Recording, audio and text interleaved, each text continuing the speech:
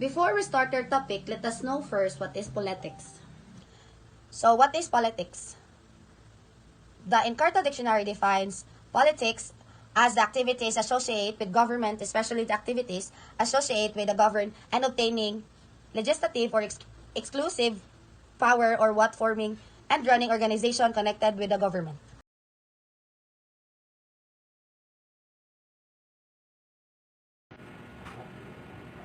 So here are some key points or key terms that we should take note.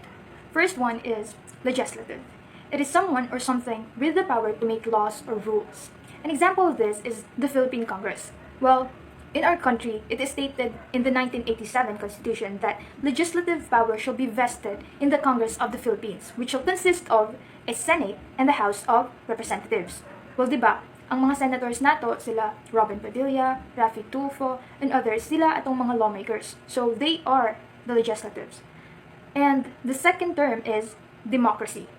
It is a form of government in which people choose leaders by voting. Well, it's easy to comprehend naman, diba? Especially that our country, Philippines, is a democratic country. We, the people, have the power to choose if kinsa atong gusto nga leader, if kinsa atong gusto nga president, vice president, senators, diba? And that's through voting. And the third term is dogma. It is a set of belief or set of beliefs that is accepted by the members of a group without being questioned or doubted. So an example that I could think of is about sa atong church, diba? The divinity of God. Well, most of us, especially that we are in a Christian country, so kahit pagkabata nato, it was already planted in our minds that God exists, Mother Mary exists, angels and saints exist, diba? So that's an example of a dogma. So the last term is decrees. It is an official order issued by a legal authority. O, diba? It's sabotable naman. So an example of that is presidential decrees, diba?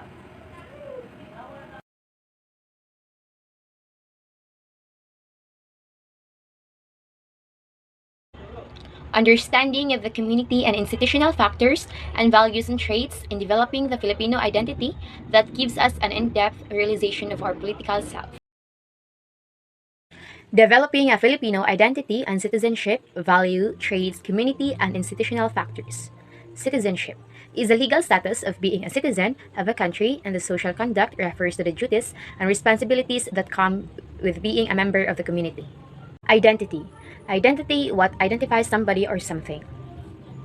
So next is citizenship is seen as the most fundamental aspect identity of a nation. As such, it is concerned with the country and the articulation of its decrees, dogma, and bylaws. In short, citizenship is a sense of national identity and belongings. So, for example, citizenship kay kanang, for example, kita Filipino, then for identity is example as a student, as a wife, or as a mother. Did you know that individual values, traits, and attitudes also affects our identity as a Filipinos? For we more inculcated with Christians' values that make us some but unique. These circumstances makes us unique and similar. Thus, this embodies our Filipino identity and citizen. Now, in identity construction, it is formed through institutional factors, which is the interplay of community organizations. These may be in the form of a church, government organization, non-government people's organization, and social media.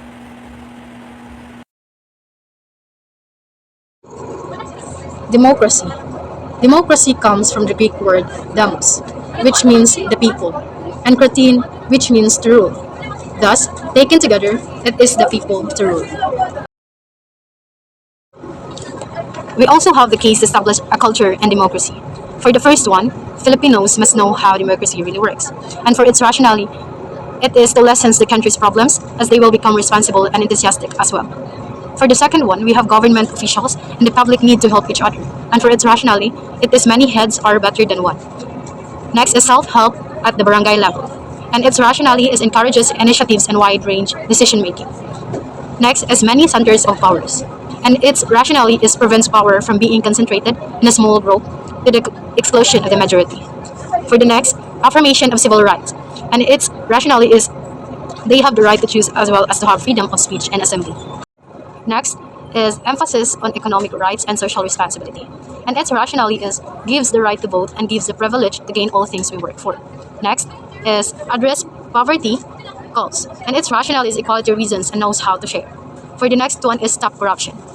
Its rationale is it might help if salaries of NGOs and private organizations like POs are increased financial literacy. Is no more patrimonialism, and its rationale is by being a researcher, it allows discovery of new and better leader for the future. Have your criteria in selecting government officials. Next is personalism, and its rationale is knows the majority wins rule and critical thinking. Improve quality education in the country, and its rationale is education is the key to innovation and critical thinking. Next, lag control, and its rationale is floods affect sources of income and has a domino effect on our economy. Next, teachers should be honest enough, and its rationale is to be able to serve the country. Next, equality of rich and poor in terms of rights.